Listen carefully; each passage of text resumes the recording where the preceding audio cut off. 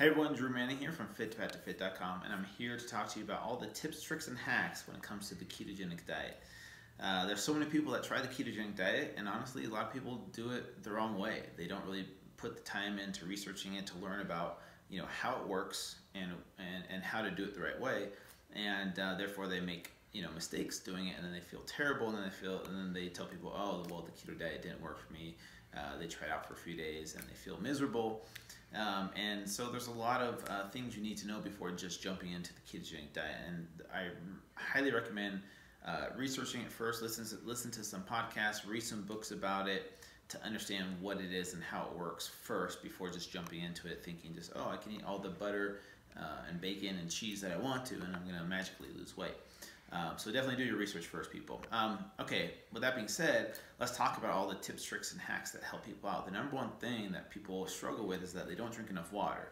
So when you're eating high-fat foods, your body's not going to retain as much water. So initially, you'll probably see some water weight loss in the beginning because your body gets rid of a lot of water because when you're eating so much fat, your body isn't going to be retaining that water. So drink more water than you normally do. And then on top of that, you need to add in some electrolytes. So balancing out your sodium, potassium, and magnesium levels, because with that water, it can dehydrate you.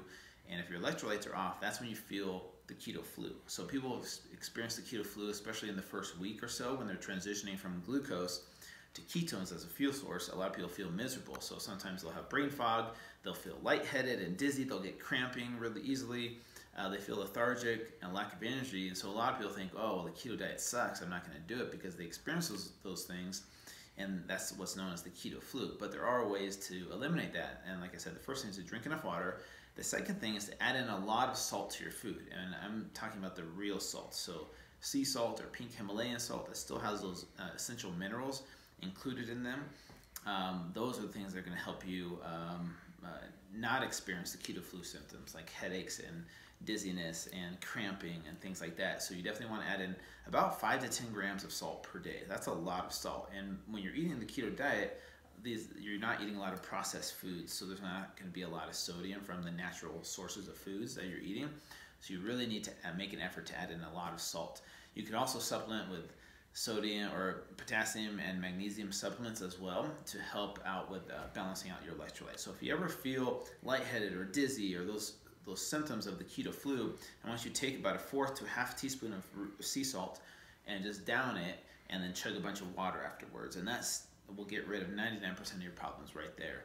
That's not easy for some people to do. There's other options like mustard, or you can, mustard. Pickle juice is a great source for those electrolytes as well. That you could do that. Also just supplements, magnesium and potassium. You can supplement with those as well to help out with those keto flu symptoms. The other part is that people don't get in enough fat. And so, 70% of your calories or so are coming from fat. And so you really need to make an effort to add in fats to your food, which is why bulletproof coffee is so popular, because it's an easy way to get in a good amount of healthy fats. First thing in the morning in your coffee, it tastes good, it makes you feel good. And so there are benefits for the convenience of adding in the fats. Also, you need to saute your vegetables in butter or coconut oil or ghee, whatever you want to do. And then buy fattier cuts of meats to help bump up the amount of fat that you're eating. And then also you need to track your track your macros. So what I mean by that is, 70% of your calories should be coming from fats, 25% from protein, 5% from carbs. A lot of people overdo it on carbohydrates. They don't know that there's a lot of carbs in nut butters and whole nuts and seeds, and sometimes eating avocados, which is a fruit, can those carbohydrates can add up, and so you need to track your carbohydrates to make sure you're 30 grams of carbohydrates or less. So 30 grams of carbohydrates or less, especially in the first 30 days. That will help you hopefully reach a level of nutritional ketosis fairly quickly in the first 30 days to keep your carbohydrates low. So watch your carbohydrates. Some other mistakes or other hacks that you can use is adding in exogenous ketones. So exogenous ketones is a supplement that you can take. You can just Google search it. There's a lot of different companies nowadays with exogenous ketone supplements that are in powder form, and you add it to water usually and you just down it, right? It tastes pretty good nowadays. They've made it taste good. But what it does is it puts your body in a simulated version of ketosis. So your blood ketones will rise, right? And your body will be kind of flooded with ketones, and your body will start to learn how to use those ketones as energy. And I've seen it work tremendously for people with a transition. Because if you think about it, you've been running out of glucose your whole life, right? The fast burning energy, and now you're saying, okay, no more glucose. Now we're going to shift over to ketones. That shift does not happen right away. Your body does not know how to use ketones efficiently yet. Therefore, it takes a while for your body to adjust to using ketones as an energy source. And so be patient with yourself, first of all. But the exogenous ketones can help out in those first 2 weeks or so as you transition over to ketones. So look into exogenous ketone supplementation, add in salt, add in water, and make sure and really try and add in healthy forms of fat to your diet as well. That'll help you with the ketogenic lifestyle. One last thing that I want to talk about is alcohol. Can you drink alcohol on the keto diet? Yes and no. It depends, right? What your goals are.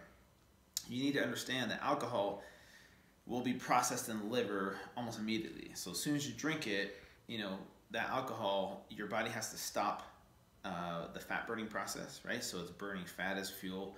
It's got to pause that to process the alcohol first.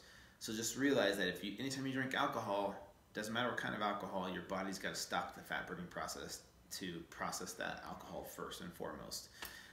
There are healthier forms of alcohol. Like I'm a big fan of Dry Farm wines, which is a ketogenic wine. It's the only keto wine that I drink because it doesn't give me headaches. It's a cleaner source. There's no preservatives or pesticides used. It's all organic, and it's no sugar, right?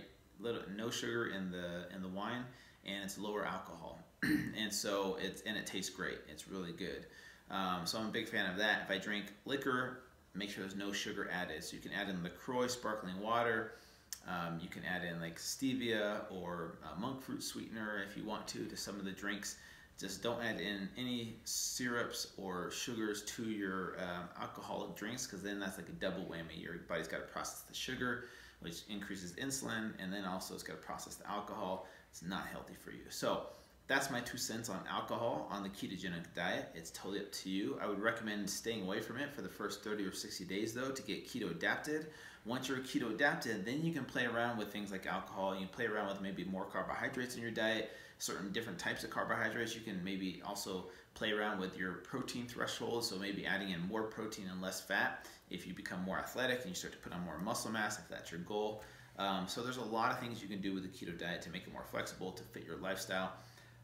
But like I said in the beginning, do your research, you guys, and good luck to you on your ketogenic lifestyle. And I'm super excited for you. And if you want to check out my program, which has helped transform thousands of people's lives from all over the world, I highly recommend that. So we'll see you guys around, and have a good one.